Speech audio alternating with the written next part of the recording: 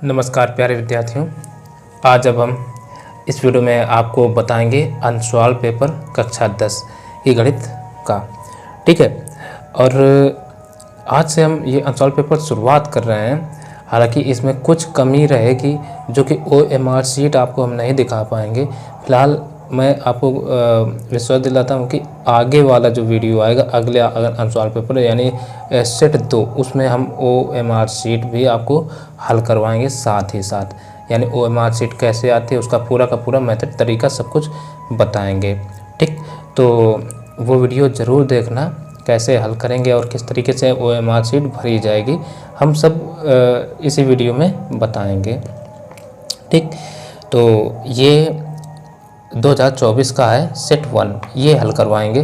तो देखो, आप कुछ निर्देश पहले भी जानते होंगे और नहीं पता है तो अब भी हम बता देते हैं, नहीं तो आप स्किप कर देना, थोड़ा आगे बढ़ जाना। ठीक है, तो जैसे प्रारंभ के 15 मिनट परीक्षार्थियों को प्रश्न पत्र पढ़ने के लिए निर्धारित हैं। जब भी आप प्रश्न पत्र पढ़ेंगे तो ये निर्देश आपको मिलेंगे।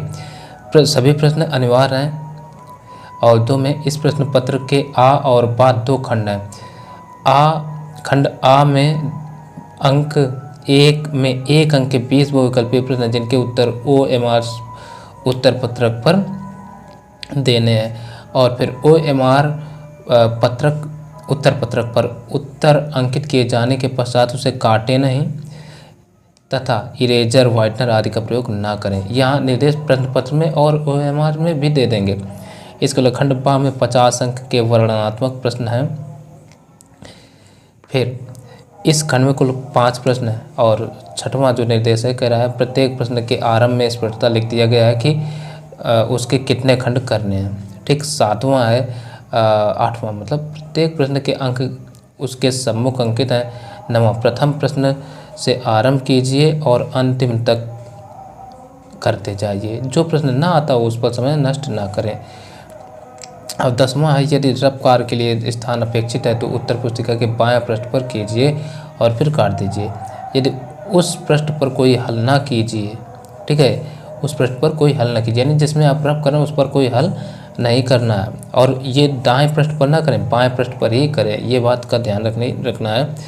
फिर रचना के प्रश्नों के हल में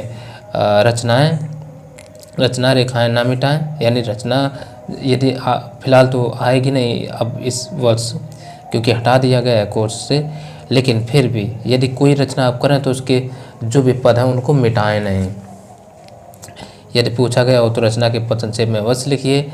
और 12 में जिन प्रश्नों के हल में चित्र खींचना आवश्यक है उनमें स्वच्छ एवं शुद्ध चित्र अवश्य खींचे। बिना चित्र के ऐसे हल अपूर्ण और अशुद्ध माने जाएंगे। तो यहाँ पर ये पूरा निर्देश बता दिया गया। ठीक, अब जैसे इसमें जो खंड आ है वो विकल्पीय प्रश्न होंगे। हालांकि इनके उत्तर आपको कॉपी में नहीं करना, OMR शीट पर देना है, लेकिन यहाँ हम आपको हल करके ही बताएंगे क्योंकि OMR शीट अभी तो मेरे पास है नहीं। आगे वाले वीडियो में आपको हम OMR शीट पर ही हल करके बताएंगे। ठीक है, तो जैसे कि खंड आ में बहुविकल्पीय प्रश्न है। यदि आपको डायरेक्टली आ रहा है तो OMR शीट पर भर दीजिए, नहीं आ रहा है तो उनको हल करके भी आप देखेंगे। और हल करना कहाँ है, अपनी कॉपी पर ही हल करके उत्तर पता करेंगे, और तो कहीं हल करेंगे नहीं जा करके। ठीक है ना, तो चलिए आगे का अब देखते हैं। हालांकि जब भी हल करेंगे ना तो उसमें खंड आ बहुविकल्पीय प्रश्न ये ज़रूर डालना होगा, नहीं तो हल अपूर्ण माना जाएगा। इसका विशेष ध्यान रखना। तो यहाँ पर हम आपको एक एक करके सारे के सारे प्रश्न हल करवाएंगे। यदि आपको कुछ जो चीज़ें आ रही हैं तो आप वीडियो को स्किप भी कर सकते हैं। तो यहाँ पर देखो, पहला सवाल जो दिया है वो कह दिया है एक त्रिघात बहुपद के अधिक से अधिक शून्यकों की संख्या होगी। तो कोई भी अगर त्रिघात बहुपद है तो जब त्रिघात बहुपद है तो उसके बहुपदों के शून्यकों की संख्या भी कितनी होगी, 3 ही होगी। इससे कम ना ज़्यादा कुछ नहीं होगी, केवल वो 3 ही होगी। तो इसका विकल्प कौन सा हो जाएगा, बी वाला सही हो जाएगा। तो अब देखिए, जैसे जब भी आप कॉपी में भी हल करेंगे सवाल तो उसमें इस प्रकार से डाल लेना खंड आ बहुविकल्पीय प्रश्न। ठीक है, इससे एग्जामिनर को पता चल जाएगा कि हाँ यहाँ पर ये बहुविकल्पीय प्रश्न हल करे गए हैं और इनमें वो अंकन करने के लिए उसको मतलब अंक काटने वाले वो नहीं बात बनेगी, ठीक है। तो इस तरीके से आपको कर देना है। तो पहला जो है उसका हमने जो दिखाया सवाल, तो पहले का उत्तर कितना आया, यानी एक त्रिघात बहुपद से अधिक शून्यों की संख्या कितनी हो जाएगी, 3। तो 3 पर ही हम टिक कर दें। फिर दूसरा नंबर क्या दे रखे हैं, दूसरा का संख्या 140 का अभाज्य गुणनखंडन होगा। अभाज्य गुणनखंडन पूछ रहा है, तो हम क्या करेंगे, 140 यहाँ पर लिख लेंगे। दूसरा नंबर डाल रहे भाई, दूसरा नंबर, ठीक है ना, डाला। क्या हमें संख्या दी गई 140, तो 140, तो 140 को अगर हम गुणनखंड करें तो 140 को ऐसे लिखेंगे, ठीक, और 2 से काटना स्टार्ट कर देते हैं। तो 2 सत्ते 14, फिर 2 से कट जाएगा, 2 तिया 6, 1 बचा, 1 इधर आ गया, तो हो गया 35। अब ये संख्या 5 से कट जाएगी, 5 सत्ते 35, अब 7 से 1 काटो, 7 एकम 7। तो यहाँ पर 140 के जो अभाज्य गुणनखंड आए तो हम लिख सकते हैं, अतः 140 के अभाज्य गुणनखंड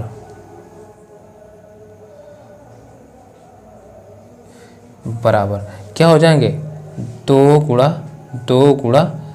5 गुणा 7। अब ये विकल्प में तो है नहीं, है ना, हम देख सकते हैं, देखो ये विकल्प में है ना, विकल्प में 2 की घात 2 गुणा 5 गुणा 7, तो हम इसको लिख सकते हैं 2 की घात 2 गुणा 5 गुणा 7। ये विकल्प कौन सा है, विकल्प सी है, ठीक, विकल्प सी, यही आंसर हो जाएगा। चाहो तो लिखो, नहीं अब इसमें टाइम देने की कोई वो है नहीं, यहाँ पर हमने लिख दिया है, केवल आपको इसमें समय गंवाने की कोई ज़रूरत नहीं है। अब इसी तरीके से इसका अगला नंबर, अगला देखो क्या कह रहा है भाज्य भाजक भागफल एवं शेषफल में संबंध होगा। तो आप सभी ने देखा होगा, पढ़ा होगा, भाज्य बराबर भाजक इंटू भागफल प्लस शेषफल होता है, यानी तीसरे का कौन सा नंबर हो जाएगा, सी नंबर हो जाएगा, ठीक है ना। अब देखिए जैसे चौथा कह रहा है, रैखिक समीकरण x + 2y + 5 = 0 तथा -3x - 6y + 1 = 0 के युग्म का हल होगा। यानी अब हमें ये एक रैखिक समीकरण दे दिए, इनके कह रहा है युग्म का हल होगा। तो सवाल नंबर है ये चौथा, तो यहीं पर हमने चौथा डाल लिया, क्योंकि हल कर रहे हैं। तो जो समीकरण दे रखे हैं, समीकरण पहला क्या है, x + 2y + 5 = 0। तो देखो इसको हम दैट इम्प्लाइज करके, चूँकि हल करेंगे तभी तो पता चलेगा क्या हल आएगा क्या नहीं। तो अब इसको सीधा करके लिख ले रहे हैं, इसको हम क्या करें, x + 2y = -5 ऐसे कर लिया, 5 को यानी कुल मिला करके इधर भेज दिया। और अगला समीकरण क्या दे रखे हैं, -3x - 6y + 1 = 0 दे रखे हैं। तो दैट इम्प्लाइज इसको हम क्या करें, -3x - 6y = -1। अब इसको समीकरण 1, इसको समीकरण 2 दे दो। अब समीकरण 1 और 2 को कर लो हल, तो हम वही लिखते हैं, समीकरण 1 व 2 को हल करने पर, तो हल करते हैं भाई। जब हल करेंगे तो ये आ जाएगा हमारा, हल करने का मतलब कैसे, देखो हल करने के अलग अलग तरीके हैं, लेकिन हम जिस तरीके से करते हैं उसको समझिए।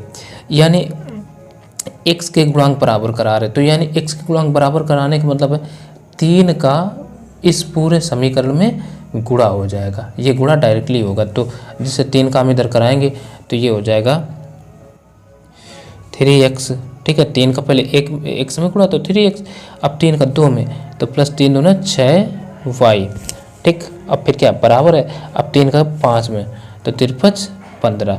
अंकों मतलब निशानों का नहीं हो रहा है, केवल जो गुणा हो रहा है वो अंकों का हो रहा है। ठीक, अब इसका गुणांक 1 है x का, तो 1 का इसमें गुणा हो जाएगा, तो ये आ जाएगा माइनस का 3x माइनस के 6y बराबर माइनस का 1। ये हो गया। अब देखो क्या करो, समी इनको आपस में जोड़ने पर ये सब कट जाएंगे, तो हम यहाँ लिख देते हैं जोड़ने पर। तो जोड़ेंगे तो ये कटे, ये कटे, तो ये देखो -15 -1 ये क्या हो गया बराबर ये 0 प्लस माइनस क्या किया जाए जो भी है खुला के, इधर कुछ बचे नहीं ना, इनको क्या करें बराबर -16 आ जाएगा जोड़ने पर। तो अब ये कोई हल तो मिला नहीं है हमें x y के मानों का। जब हल नहीं मिला तो हमें इसमें एक विकल्प दे रखे हैं, वो विकल्प कौन सा है, देखो अद्वितीय हल होगा, अद्वितीय तो हल होगा नहीं, दो हल तो होंगे नहीं, अपने रूप से एक हल भी नहीं है, यानी उपर्युक्त में से कोई नहीं आएगा। ठीक है ना, उपर्युक्त में से कोई नहीं, डी नंबर वाला आंसर हो जाएगा। डी नंबर उपर्युक्त में से, उपर्युक्त में से कोई नहीं, यही इसका आंसर हो जाएगा। इसी तरीके से अब हम अगला नंबर और देखेंगे। अब देखो अगला नंबर यहाँ पर जो है 5वां, वो क्या कह रहा है, वो कह रहा है समांतर श्रेणी -5 -1 3 7 डट का सार्व अंतर होगा। सार्व अंतर का मतलब होता है यानी इन पदों के बीच का अंतर, यानी सब पद मतलब समांतर श्रेणी में यानी समान अंतर वाली श्रेणी में, तो इनका सार्व अंतर क्या होगा, यानी सबके बीच का अंतर क्या होगा, ये पूछा है। तो सबसे पहला काम है ये सार्व अंतर निकालते कैसे हैं, तो इसको समझिए।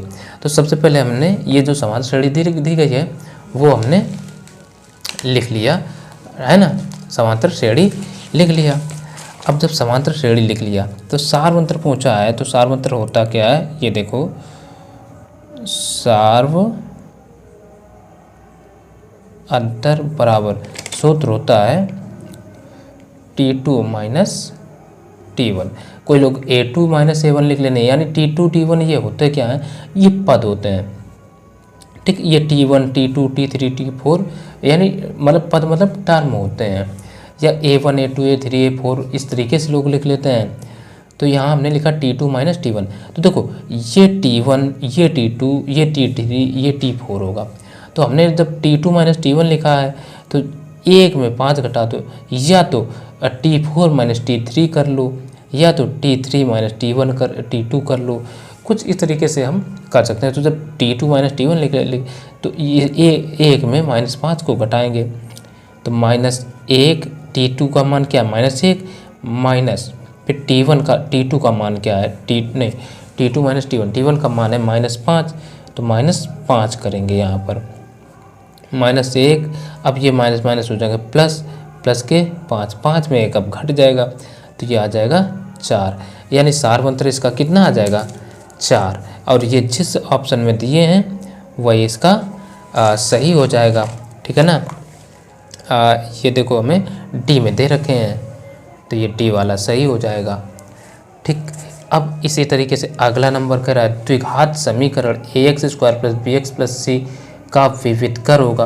विविध कर मतलब सीधे विविध का सूत्र यहाँ पर आपको बताना है। तो विविध कर का सूत्र क्या होता है, p² - 4ac, यानी विकल्प सी 6वें में। ठीक, 6वें में कौन सा हो जाएगा, विकल्प सी में क्या दे रखे हैं, p² -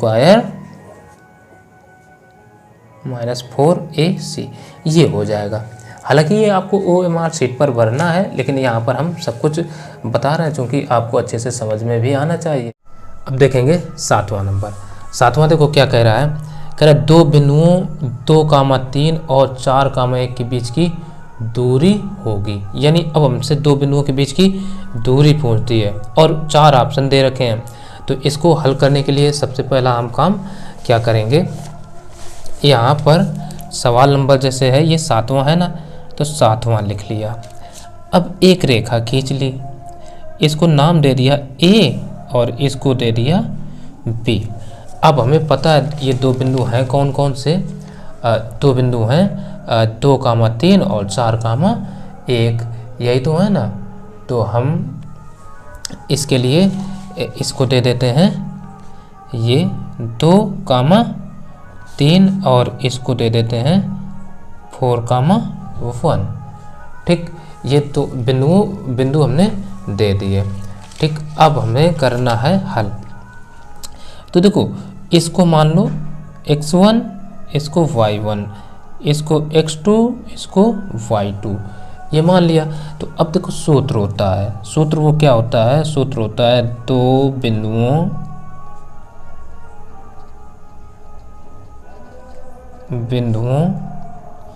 के बीच की दूरी बराबर अंडर रूट, ये सूत्र होता है under root x2 minus x1 का whole square plus y2 minus y1 का होल स्क्वायर। तो इसी में हम रख देंगे मान अंडर रूट x2। देखो x2 कौन आया, ये 4 को माने x2, तो ये हो जाएगा अंडर रूट 4 माइनस x1 का मान क्या है 3 नहीं 2, तो 2 का होल स्क्वायर प्लस फिर बीच में प्लस है y2 का मान है 1 माइनस y1 का मान है 3, तो 3 का होल स्क्वायर। अब देखो बराबर अंडर रूट 4 में 2 गए, कितना बचेगा 2, तो इस 2 का स्क्वायर प्लस 1 में 3 गया तो बचेगा कितना माइनस का 2, तो माइनस का 2 का स्क्वायर। अब कर दो वर्ग, 2 का वर्ग 4 प्लस माइनस 2 का भी वर्ग 4 ही आएगा, तो ये हो जाएगा 4 4 8 अंडर रूट 8। अब 8 को हम कर लेते हैं फैक्टर, 2 से काटेंगे 2 दूना 4 और है ना 2 चौको 8, फिर 2 दूना 4, फिर 2 से 2 कम 2। अब जोड़ा बना लो, एक जोड़ा बनाना, एक बना नहीं, जब एक नहीं बना तो इसको हम लिख सकते हैं 2 अंडर रूट 2, और ये मात्रक वगैरह कुछ भी लिखना चाहो तो लिख सकते हो। अब ये देखेंगे ऑप्शन में दिए हैं कि नहीं, और अब ये देखो ऑप्शन में दे रखे हैं एक 2 रूट 3 नहीं 2 रूट 2, यानी ऑप्शन कौन सा हो जाएगा, बी वाला सही हो जाएगा। ठीक है ना, तो बी विकल्प बी यही सही हो जाएगा। ठीक, तो अब अगला नंबर भी देखेंगे। अब देखिए 8वां सवाल वो क्या कहता है, कह रहा है यदि द्विघात समीकरण 3x² minus 12x plus m बराबर 0 के मूल बराबर हैं तो m का मान ज्ञात कीजिए। तो ये सवाल नंबर है 7वां। ठीक, तो 7वां सवाल हम करते हैं हल, इधर डाल लिया, देखो काले पेन से हम डाल रहे ताकि आप लोगों को भी अच्छे से समझ में आए। 7वां नहीं, ये 8वां नंबर है। ठीक, अब देखो क्या दिया है हमें, कह रहा है द्विघात समीकरण 3x² माइनस 12x। तो हम समीकरण जो दे रखा है ना तो वो लिख लेंगे समीकरण 3x² माइनस 12x और प्लस के m इज इक्वल टू क्या है 0। अब कह रहा के मूल बराबर है तो m का मान होगा, यानी m का मान कुल मिला करके हमसे पूछा है। तो जब भी द्विघात समीकरण का सवाल हो ऐसी बातें कह दे तो हमें क्या करना होता है, सबसे पहले इनके a b c के मान निकाल लिए जाते हैं। तो यहाँ से हम a का मान निकाल लेंगे, तो a बराबर लिखेंगे 3, ठीक है, कामा b बराबर आ जाएगा माइनस का 12 और c बराबर आ जाएगा m। देखो a यानी x² का गुणांक जो होता है वो a होता है और x का गुणांक होता है वो b होता है और अचर पद वाला होता है c कांस्टेंट। ठीक, इसलिए ऐसे लिख लेते हैं। तो a बराबर 3, b बराबर माइनस 12 और c बराबर m हो गया। तो जब भी मूल बराबर हो तो इनका विविध का जो होता है ना वो 0 के बराबर आता है। तो ये चीज़ हम यहाँ पर लिख कर दिखाएंगे, चूँकि मूल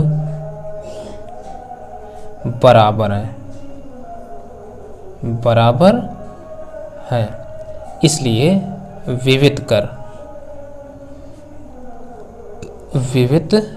कर ये होता है d बराबर b square minus 4ac is equal to 0 के, 0 के बराबर होता है। यानी ये d जो है ना वो 0 के बराबर ही होता है। तो d बराबर इतना है तो ये भी 0 के बराबर हो जाएगा, d को छोड़िए। दैट इम्प्लाइज, तो इसको हम लिख सकते हैं b का मान कितना है -12, तो -12 का होल स्क्वायर माइनस 4 इंटू ए का मान कितना है 3 इंटू सी का मान है m, और ये किसके बराबर है 0 के। तो 12 पर हम 144 माइनस 4 हैं 12m बराबर 0।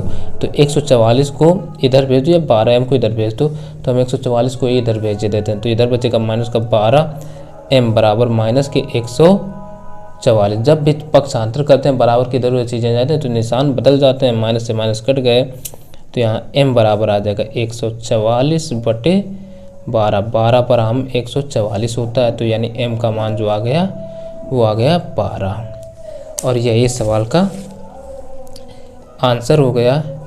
यानी ये विकल्प जो है वो डी वाला सही हो जाएगा, डी, ठीक, डी वाला सही हो गया। अगला नंबर, अब देखो जो नवा है कह रहा है एक समबाहु त्रिभुज एबीसी की भुजाएं 2s हैं, उसके प्रत्येक शीर्ष लंब की लंबाई होगी। एक समबाहु त्रिभुज हमें दे दिया, ठीक।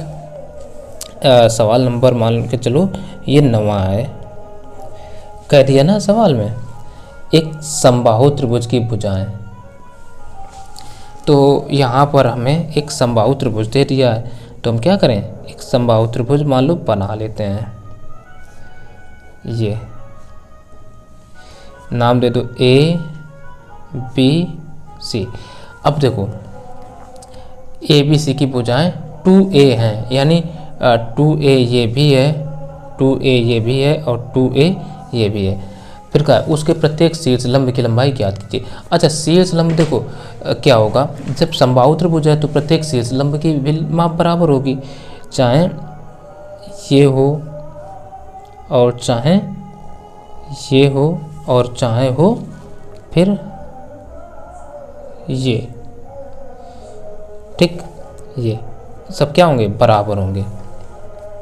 अच्छा, अब एक बात पता होना चाहिए, समबाहु त्रिभुज का प्रत्येक शीर्ष लंब सम्मुख भुजा को समान 2 भागों में बांटता है, तो इसलिए ये आधी हो जाएगी, यानी a, और ये भी a बचेगी और ये भी a रहेगी, और ये वाली भी a हो जाएगी इतनी, और ये भी इतनी यहाँ से a हो जाएगी, और a फिर ये भी हो जाएगी यहाँ से यहाँ तक की, और a ही ये भी रहेगी, ठीक है। हम कह सकते हैं ना a, और इसको नाम दे दें हम, इसको चलो पेन बदल के दिए देते हैं, इसको P, इसको Q, इसको R कह दिया, PQR। तो अब ये जो चीज़ हमने बताई कि सम्मुख भुजा को समान 2 भागों में बांटता है प्रत्येक शीर्ष लंब, ये चीज़ लिखना पड़ेगा, लिखे देते हैं। तो ये बात हमने यहाँ पर लिख दी, चूँकि समबाहु त्रिभुज का प्रत्येक शीर्ष लंब सम्मुख भुजा को समद्विभाजित करता है, इसलिए अब हम क्या करें, जब समद्विभाजित करता है तो भाई ये बराबर हो जाएंगे, तो एक कोई भी समकोण त्रिभुज ले लो। अच्छा, समद्विभाजित करता है, चूँकि समबाहु त्रिभुज है तो यहाँ का कोण भी कितना अंश, 90 अंश का बनेगा। इसके लिए बहुत सारे प्रमेय हैं, वो पढ़े हैं, ठीक है, पढ़ाई गई हैं, हमारे इसी चैनल पर भी मिल जाएंगी, ठीक। तो ये एक समकोण त्रिभुज होगा, तो समकोण त्रिभुज में हम ले लेते हैं, इसलिए समकोण त्रिभुज कौन, APB में क्या लगा, पाइथागोरस में लग जाएगी, लगा दो, पाइथागोरस प्रमेय से। पाइथागोरस प्रमेय क्या होती है, कर्ण का वर्ग बराबर लंब का वर्ग प्लस आधार का वर्ग, यही तो होता है। तो यही हम लगाए दे रहे हैं। अब इतने में ही कर देते हैं काले पेन से। अब यहाँ देखो कर्ण क्या हो जाएगा, जब ये समकोण त्रिभुज है तो इसके लिए ये भुजा कर्ण होगी ना 2a वाली, तो 2a कर्ण क्या है 2a का वर्ग और लंब तो AP है, चलो लंब है AP स्क्वायर प्लस आधार क्या है BP स्क्वायर, तो 2a का वर्ग कितना हो जाएगा 4a स्क्वायर बराबर AP तो पता है नहीं है AP स्क्वायर प्लस BP का मान क्या है a, तो a स्क्वायर हो जाएगा, a स्क्वायर को इधर ले आओ तो 4 स्क्वायर a स्क्वायर बराबर माइनस का a स्क्वायर बराबर क्या बचेगा इधर AP स्क्वायर, तो 4 में 1 घटा दो तो बचेगा 3a स्क्वायर बराबर AP स्क्वायर, तो यहाँ से AP बराबर कितना आ जाएगा √3a स्क्वायर, a वर्गमूल से बाहर निकाल लेंगे तो यहाँ से AP बराबर आ जाएगा a√3। तो यहीं से पता चला प्रत्येक जो शीर्ष लंब की माप आई ना वो क्या आ जाएगी, विकल्प में हमें दे रखे हैं a√3 C वाला विकल्प, तो विकल्प C यही आंसर हो जाएगा। तो अब देखेंगे अगला नंबर। अब देखिए यहाँ पर 10वां जो है वो क्या कहता है, 10वां कह रहा है निम्नलिखित सारणी का माध्य होगा और वर्ग अंतराल बारंबारता दे दिए और ये 4 ऑप्शन दे दिए हैं। तो इसको हल करने के लिए सबसे पहले जो सारणी दी गई है यही सारणी हम बना लेते हैं। ठीक, सारणी बना लेते हैं, सवाल नंबर इधर डाल देते हैं 10वां क्या है, एक तरफ अब देखो सवाल हमने ये लिख रखा। ठीक, ये जो वर्ग अंतराल है बस इनको इस तरीके से लिखा। अब लिखने के बाद अब इसका कोई काम नहीं बचा।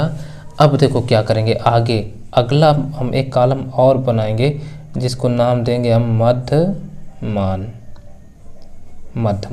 मध्यमान कैसे निकलेगा, अब देखिए। अब 1 और 3 को जोड़ लो, यानी वर्ग अंतराल जो है ना उनको आपस में जोड़ लेते हैं, 2 से डिवाइड कर देते हैं तो आता है मध्यमान। तो 1 3 कितना होगा 1 3 होगा 5 नहीं 4 को 2 से डिवाइड करेंगे तो आ जाएगा 2, या 1 और 3 के बीच में क्या आएगा 2 ही तो आएगा ना। अब सबके बीच का अंतर 2 2 है, तो अगला 3 और 5 के बीच में क्या 4, 5 और 7 के बीच में क्या आ जाएगा 6, और 7 और 9 के बीच में 8, और इसके बीच में आ जाएगा 10। अगला मान हम अब निकालेंगे D का। अच्छा, इसके लिए एक काम और करते हैं हम, मध्यमान निकल आया, मध्यमान निकलने के बाद ऊपर से गिन लो 1 2 3, दोनों से बीच में अगर हम चलें तो बीच का जो है ना वो A आ रहा है, तो इसको मान लिया कल्पित माध्य। ठीक है ना, कल्पित माध्य A करके मान लिया। तो अगला कॉलम आएगा, और ये जो मध्यमान होता है इसको X से हम डिनोट करते हैं, बारंबारता को F से करेंगे। ठीक है ना, अगला मान हम निकाल लेते हैं D का। तो D बराबर होता क्या है x माइनस का a, ये x माइनस का a।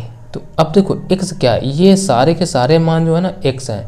अब D कैसे निकलेगा, ये देखिए x, पहला x क्या है 2 में a को घटाओ, a कितना है 6, तो 2 में 6 घटाओगे तो बचेगा कितना माइनस का 4, है ना। अब फिर 4 में 6 घटाओगे तो बचेगा माइनस का 2, और फिर बराबर 0, फिर बराबर 8 में 6 घटाओगे तो बचेगा 2, और 10 में 6 घटाओगे तो आ जाएगा 4। फिर ये आ गया। अब इसके बाद आगे क्या होगा, यहाँ ये जो कॉलम बचा इसमें हम निकाल लेते हैं F into D, F D का। डी देखो ये आ गया, और F बारंबारता है, तो बारंबारता और F का आपस में करा देंगे गुणा। तो 3 गुणा 4 का, तो माइनस बराबर -12। अब फिर 2 गुणा 2 का, बराबर के माइनस के 4, फिर 4 गुणा 0 0, फिर 2 गुणा 2 तो बराबर के 4, फिर 3 गुणा 4 तो बराबर 3 चौको 12।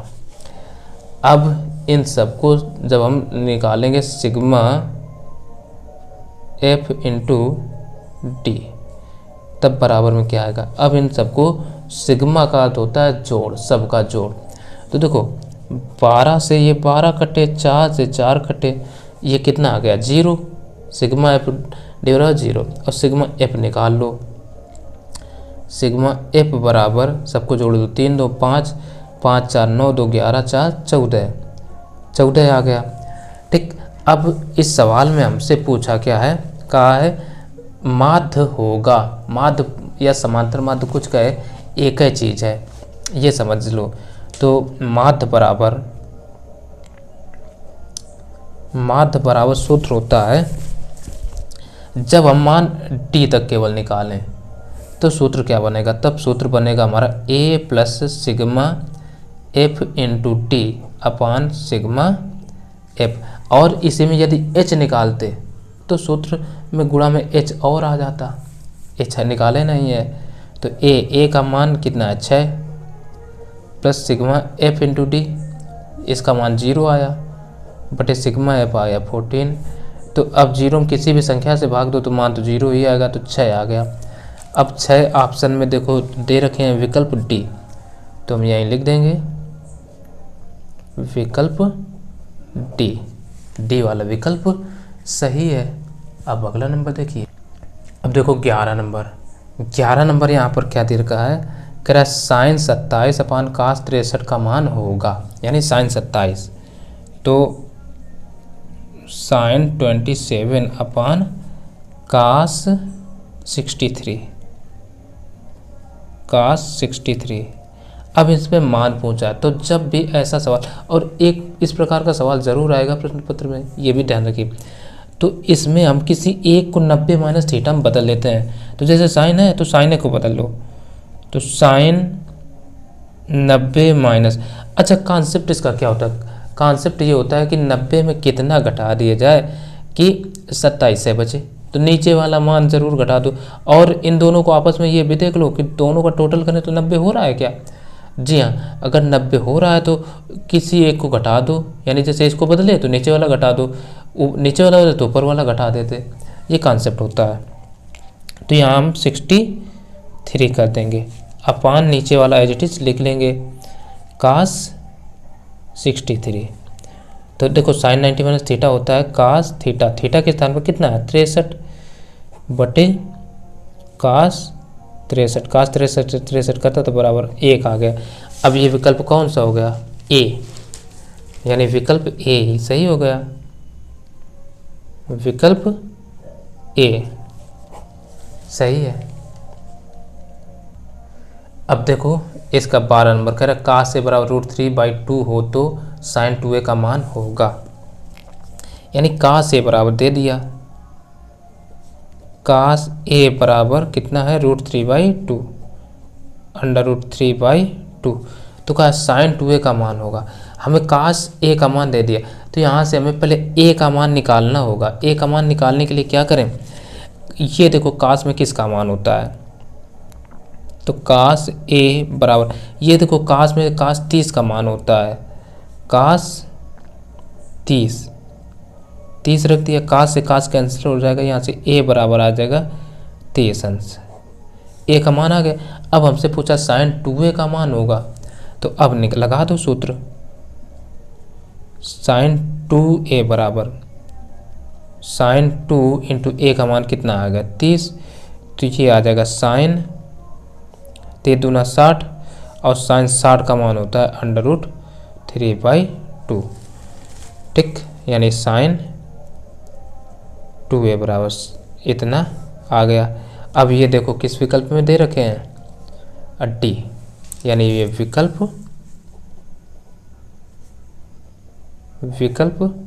डी यही हो गया सही। अब देखो अगला यानी 13वां नंबर, वो क्या कहता है, कह रहे 1 + tan² अपान 1 + cot² a का मान होगा। तो सबसे पहले देखो 1 + tan स्क्वायर ये एक सूत्र होता है और ये सूत्र हमने बताए भी हैं। तो इसके बराबर होता है सेक स्क्वायर थीटा। तो इसको हम सेक स्क्वायर ए लिख सकते हैं अपान 1 + काट स्क्वायर ये होता है कासेक के बराबर, यानी कासेक स्क्वायर ए। तो अब बताओ सेक और कास इनका तो कोई सूत्र होता नहीं, तो इनको आपस में साइन कास में बदल लो। तो सेक स्क्वायर थीटा बराबर हो जाएगा 1 अपान कास स्क्वायर ए, और कासेक को हम लिख सकते हैं 1 अपान साइन स्क्वायर ए। अब ऊपर नीचे गुड़ा उड़ा बचे बटे बीच बीच का होता है, तो बराबर आ जाएगा, साइन का ऊपर जाएगा तो हो जाएगा साइन स्क्वायर ए अपान बीच बीच का यानी कास स्क्वायर ए। तो साइन अपान कास होता है tan स्क्वायर ए। और ये हमें दे रखे हैं विकल्प डी, ठीक है ना,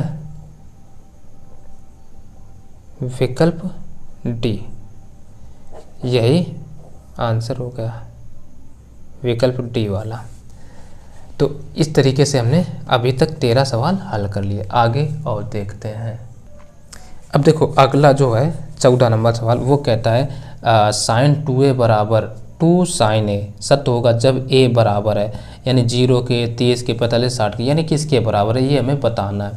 तो देखो ऐसे एक एक मान रख के करेंगे, कौन करेगा ये समझिए, ठीक। तो यदि यहाँ पर आपको साइन 2a का सूत्र मालूम है तो बड़े आसानी से हल कर सकते हैं, नहीं आप एक रख के चेक कर सकते हैं, जिससे बराबर आ जाए तो वही होगा। लेकिन यदि हम इसमें देखो 0 रख दें साइन 2a में, यदि 0 रख दें तो साइन 2 इंटू ए का मान 0, तो साइन 0 आ जाएगा। इधर से साइन ए के स्थान पर 0 तो भी साइन 0 ये हो जाएगा। लेकिन हमें एक अलग तरीका से होता है, साइन 2a का सूत्र लगा रहे हैं, यहाँ पर आपको दिखा देते हैं। चूँकि साइन 2a बराबर सूत्र होता है 2 साइन ए और ये कास ए के, इसलिए इसको रख रहे हैं, इसलिए साइन 2a के स्थान पर ये उठा करके हम रख देंगे 2 साइन ए इंटू कास ए बराबर क्या इधर रहेगा 2 साइन ए। साइन ए से साइन ए कट जाएगा, बचेगा इधर 2 कास ए बराबर ये 2 रहेगा, 2 को इसके बट्टे में भेज दो, तो यहाँ से कास ए बराबर क्या आ जाएगा 2 अपान 2, 2 से 2 कट गया एक बार में, तो कास ए बराबर 1।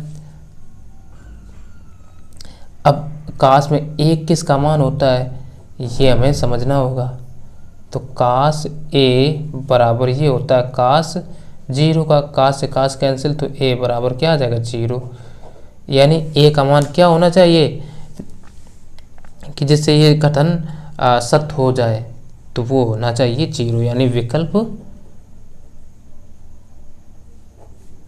ए बराबर 0 यही सही होना चाहिए। हो गया। अब देखो 15 नंबर सवाल, 15 नंबर क्या कहता है, कह रहा 22 सेंटीमीटर परिधि वाले एक वृत्त के चतुर्थांश का क्षेत्रफल होगा। 4 हमें ये विकल्प दे दिए, 22 सेंटीमीटर परिधि वाले एक वृत्त के चतुर्थांश का क्षेत्रफल होगा। तो सबसे पहले हमें क्या दे दिया, एक 22 सेंटीमीटर परिधि, वृत्त की परिधि दे दी, वृत्त की परिधि,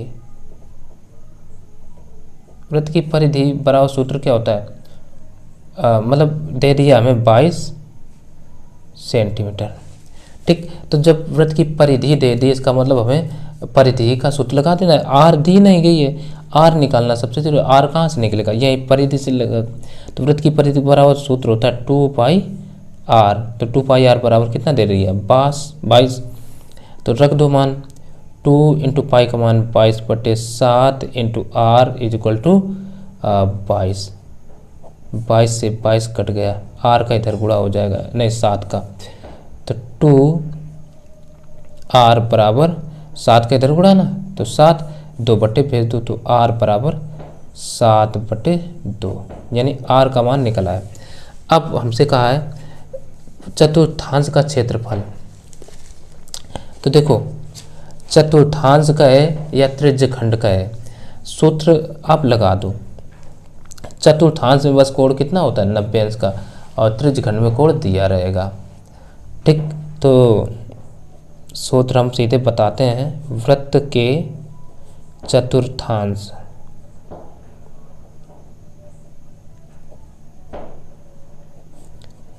का क्षेत्रफल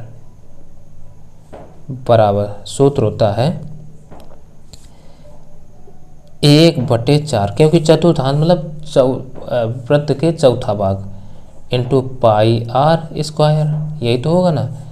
तो 1/4 इंटू पाई, पाई का मान रख दो 22/7 इंटू आर, आर का मान निकल कर आया ये 7/2 इंटू 7/2,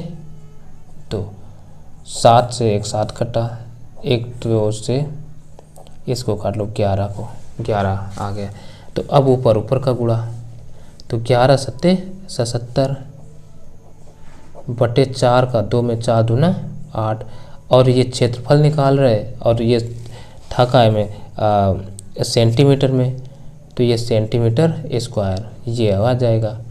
और ये विकल्प हमें दे रखे हैं सी, तो यही हम लिख सकते हैं विकल्प सी, यही सही हो गया। अब देखो यहाँ 16वां नंबर जो है, कह रहा 2 कैप्सूल संयोजन है। संयोजन का मतलब होता है यानी 2 मतलब कैप्सूल जो है वो कैसे बनेगा, किससे मिलकर बनेगा, और 4 ऑप्शन दिए हैं, 2 शंकुओं का, 1 बेलन एवं 2 अर्धगोलों का, 1 बेलन एवं 1 अर्धगोले का, 1 बेलन एवं 2 गोलों का। तो यहाँ पर हम एक कैप्सूल आपको बनाकर दिखाते हैं वो कैसे बनेगा, फिर अंदाज़ा लगाइए। अब देखो ये कि यहाँ पर हमने एक कैप्सूल बनाया। कैप्सूल बनाने का देखो, अब यहाँ पर समझो ये तो एक बेलन है यहाँ से ये वाला, अब एक ये अर्धगोला हो गया लाल, और एक ये अर्धगोला काला हो गया।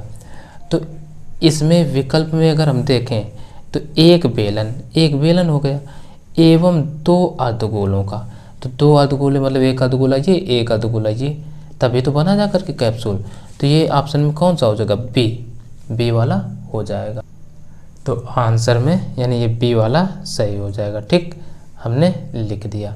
अब जो अगला नंबर है वो है 17 देखो, कह रहा है यदि कुछ आंकड़ों का माध्य तथा बहुलक क्रमशः 32 तथा 35 है तो उनका माध्यक होगा। 4 विकल्प दे रखे हैं, तो इधर हम डाल लेते हैं 17 नंबर। 17 में हमें क्या दे रखा है, माध्य। तो पहले लिख लो ये माध्य बराबर कितना दे रखा है 32। क्रमशः जब कहते हैं ना तो जो चीज़ पहले लिखी है वो पहले, फिर क्या बहुलक, जो बाद वाली वो बाद में। बहुलक बराबर दे रखा है 35। तो कह रहा है तो उनका माध्यक है, माध्यक पूछा है। तो यहाँ पर एक सूत्र होता है, तो ये सूत्र होता है यानी बहुलक बराबर 3 इंटू माध्यिका माइनस 2 माध्य। ठीक है, 2 इंटू माध्य, ऐसा यानी बहुलक जो होता है ना माध्यिका का 3 गुना और माइनस माध्य का 2 गुना, ये होता है बहुलक बराबर। तो अब हमें जिनके मान पता है मान रख दो इस सूत्र में। तो यहाँ से बहुलक का मान हमें पता है कितना है 35 बराबर 3 इंटू माध्यिका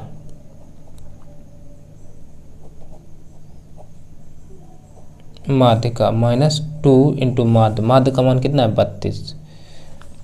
तो ये 32 दूना 64 हो जाएगा। तो इसको पक्षांतर करके इधर ले आओ, तो 35 सॉरी यहाँ माइनस आएगा। ठीक है, यहाँ इधर माइनस का तो इधर प्लस हो जाएगा। ठीक, प्लस 32 दूना 64 बराबर 3 इंटू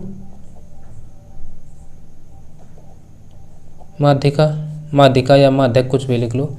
तो इनको जोड़ लो 5 4 9 और 6 3 9, 3 इसके बटे में भेज दो तो बटे 3 बराबर क्या बचेगा, माध्यक 3 से डिवाइड कर दो, 3 तिरका 9, 3 तिरका 9, यानी तो यहाँ से अगर हम लिखना चाहें तो माध्यक या माध्यिका बराबर कितना आ जाएगा, 33, और यही आंसर हो जाएगा। अब ये विकल्प हमें किस में दे रखे हैं, विकल्प डी,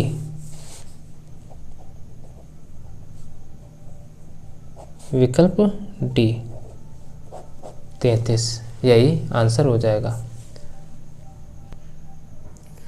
अब देखिए 17वां नंबर, नहीं 18वां क्या कहता है, कह रहा निम्नलिखित बारंबारता सारणी का बहुलक होगा, यानी एक हमें ये सारणी दे रखे हैं, इसका बहुलक पूछा है। तो देखो इसका बहुलक ज्ञात करने के लिए सबसे सिंपल सवाल बहुलक वाले होते हैं, यदि आप समझ गए तो देखो बहुलक वर्ग पूछा है। बहुलक वर्ग वो वर्ग होता है कि जिसकी बारंबारता सबसे अधिक हो। अब जैसे एक बहुलक वर्ग ये होगा, दूसरा ये होगा, तीसरा ये, चौथा ये, पांचवा ये, तो ये इन्हीं वर्गों में देखेंगे हम बारंबारता सबसे अधिक किसकी है। तो अगर हमें सबसे अधिक देखना है तो ये 19 वाले की आ रही है, 15 से 20 की, इसी की सबसे अधिक बारंबारता कितनी है, 19, यानी ये वर्ग जो है ना 19 बार आया है, तो इसकी बारंबारता अधिक है, तो बहुलक वर्ग यही हो जाएगा, यानी 19 वाला। तो इसके लिए हम बस इतना लिखेंगे, तो जो लिखना था वो हमने लिख दिया, क्योंकि यहाँ वर्ग 15 से 20 की बारंबारता सबसे अधिक यानी कितनी 19 है, इसलिए बहुलक वर्ग बराबर 15 से 20 ये होगा। यानी ये विकल्प किस में दे रखे हैं, बी में, यानी विकल्प बी में ये दे रखे हैं, तो यही इसका आंसर हो जाएगा। अगले जो सवाल हैं वो प्रायिकता से लिए गए हैं। अब देखो 19वां सवाल, कह रहा दो पासों को एक साथ उछालने पर दोनों पासों पर प्राप्त संख्याओं का योगफल 10 होने की प्रायिकता होगी। तो अब यहाँ पर जो कुछ कंडीशन है वो कंडीशनों को देखते हुए हम क्या करेंगे, सबसे पहले मान के चलिए यानी दो पासा एक साथ उछाले जा रहे हैं, तो जब एक साथ दो पासे उछालें तो उनमें दो तल आएंगे, तल भी तो दो आएंगे ना, तो किसी में एक आ सकता है, किसी में दो आ सकता है। तो इसके लिए कुल जो संभव परिणाम होंगे ना, तो वो परिणाम हम आपको लिख करके दिखाए देते हैं। ये सवाल अच्छे हैं। अब यहाँ पर मैंने देखा तो जब दो पासे एक साथ उछाले जाते हैं तो कुल परिणाम क्या आ सकते हैं। तो देखो यदि एक पहले वाले में एक आएगा तो हो सकता है दूसरे में भी एक आ जाए, पहले में एक तो दूसरे में दो, पहले में एक तो दूसरे में 3 आ सकता है, पहले में एक तो दूसरे में 4 आ सकता है, पहले में 5 तो एक तो दूसरे में 5 आ सकता है, पहले में एक तो दूसरे में 6 भी आ सकता है। इसी तरीके से हो सकता है पहले में एक आ जाए तो दूसरे में पहले में 2 आ जाए तो दूसरे में 1। इस तरीके से ये कुल इस प्रकार से परिणाम आते चले गए। ठीक, तो ये परिणाम आ गए। तो अब यहाँ पर हमसे पूछा क्या है, सवाल में कहा है दो पासों को एक साथ उछालने पर दोनों पासों पर प्राप्त संख्याओं का योगफल 10 आने की प्रायिकता होगी। तो 10 आने की प्रायिकता पूछी है, तो 10 ऐसे क्या हैं वो केवल हमें चुनने हैं। तो देखो 10 आ जाए भाई, है ना, तो एक तो ये हो गया, 6 4 को जोड़ दें तब 10 हो जाएगा। ठीक, 6 4 को, और या तो एक ये जोड़ दें तब 10 होगा, और एक ये, इनको जोड़ेंगे तभी 10 आएगा, और इनके अलावा कुछ नहीं है जो कि 10 को लाया जा सके, और सब में कम ही होंगे। ठीक, ये पर तो ये परिणाम आ गए। तो देखो हमसे कहा दो पासों को एक साथ उछालने पर दोनों पासों पर संख्याओं का योगफल 10 होने की प्रायिकता ज्ञात कीजिए। तो यानी घटना घटित हो रही है, तो हम यहाँ लिख सकते हैं घटना के घटित होने की प्रायिकता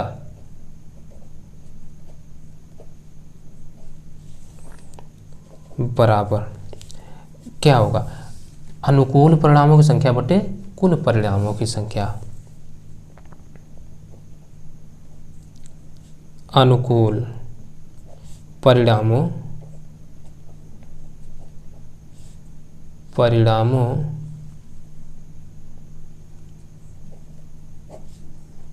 की संख्या बटे कुल परिणामों की संख्या।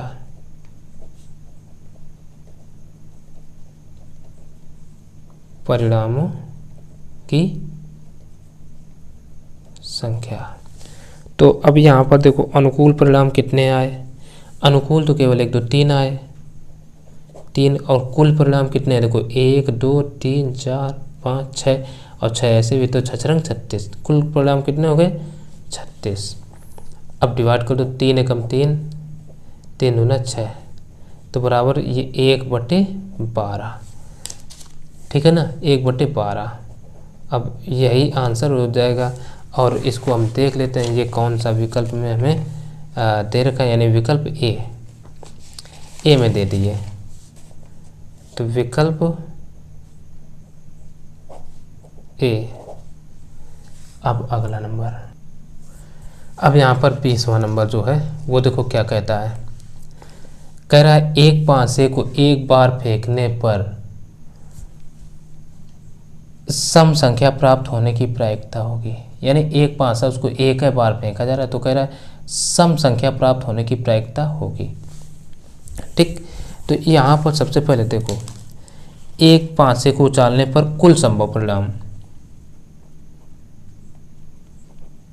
पासे को एक बार उछालने पर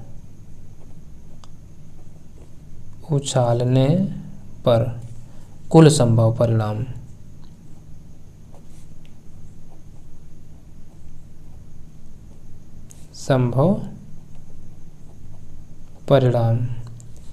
बराबर क्या होंगे। एक देखो कुल संभव परिणाम बराबर क्या हो सकता है, 1 आ जाए, 2 आ सकता है, 3 आ सकता है, 4 आ सकता है, 5 आ सकता है, या तो फिर 6 आ सकता है। कुल संभव परिणाम यही तो होंगे 6। ठीक, कुल संभव परिणाम ये आएंगे।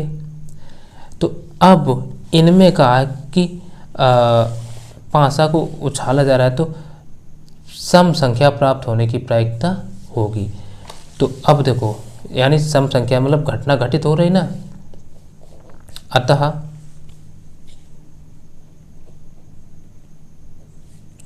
सम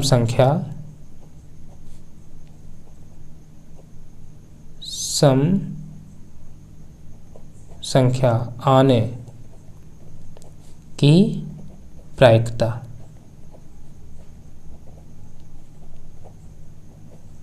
बराबर क्या हो जाएगा, अनुकूल परिणामों की संख्या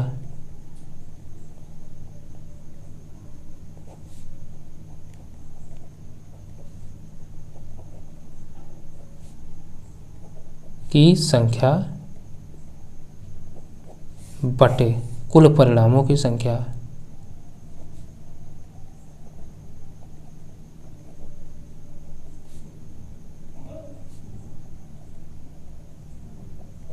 अच्छा, तो यहाँ पर अनुकूल परिणाम क्या होंगे, सम मतलब 1 2 3, 3 आएगा, 3 बटे कुल परिणाम कितने हैं 6 हैं, तो 6 तो काट दो बराबर 1/2।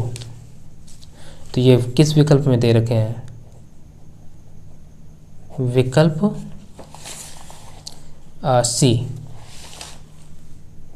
सी वाला ये दे रखे हैं, तो यही आंसर हो जाएगा।